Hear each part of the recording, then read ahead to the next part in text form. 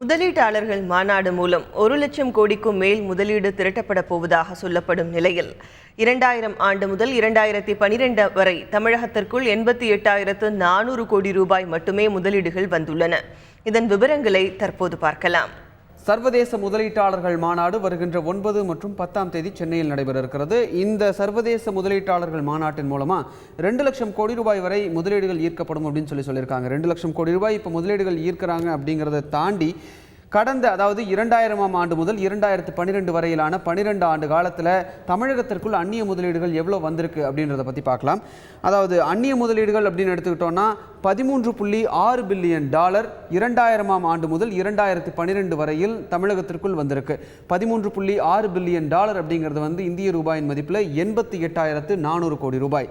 இந்த 88,400 கோடி ரூபாயில் 12,650 கோடி ரூபாய் கட்டுமானம் மற்றும் உட்கட்டமைப்பு சார்ந்த துறையில் வந்திருக்கு. அதுக்கப்புறமா பார்த்தோம் அப்படின்னா அதாவது இரண்டாவது இடத்துல இருக்கக்கூடியது 10,042 கோடி ரூபாய் முதலீடுகளுடன் வாகனத்துறை இரண்டாவது இடத்துல இருக்கு. அதைத் தொடர்ந்து தகவல் தொழில்நுட்பத்துறை மூன்றாவது இடத்துல இருக்கு. அது வந்து 9,547 கோடி ரூபாய் வந்திருக்கு.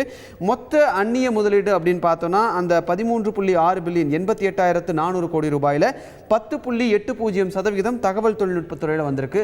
சர்வீசஸ் செக்டார் சேவை துறையை பொறுத்த வரைக்கும் 7,522 கோடி ரூபாய் தமிழகத்திற்குள் கடந்த 12 ஆண்டுகளில் வந்திருக்கு. 2000ஆம் ஆண்டு முதல் 2012 வரையிலான காலகட்டத்தில் பார்மசூட்டிக்கல் இண்டஸ்ட்ரியில் மருந்து துறையை பொறுத்த வரைக்கும் பார்த்தோம்னா 5,047 கோடி ரூபாய் மட்டுமே அந்த 12 ஆண்டுகளில் வந்திருக்கு.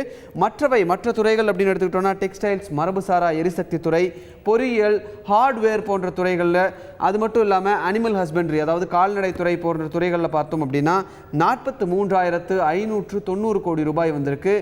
தமிழக அரசு அதிகாரிகள்கிட்ட நம்ம பேசி பார்த்ததில் ஒரு விஷயம் தெளிவாக தெரிஞ்சது என்னென்னா அனிமல் ஹஸ்பண்ட்ரி துறை அதாவது கால்நடை துறைகளில் அதிக முதலீடுகள் வந்து கொண்டு இருப்பதாகவும் பார்மசூட்டிக்கல் துறையை பொறுத்த வரைக்கும் அதாவது மருந்து துறையை பொறுத்த வரைக்கும் முதலீடுகள் மிகவும் குறைவாக இருப்பதாகவும் அவங்க சொல்லியிருக்காங்க. தமிழக அரசை பொறுத்த வரைக்கும் மருந்து துறையில் அதிக கவனம் செலுத்தி வருவதாகவும் அவங்க சொல்லியிருக்காங்க.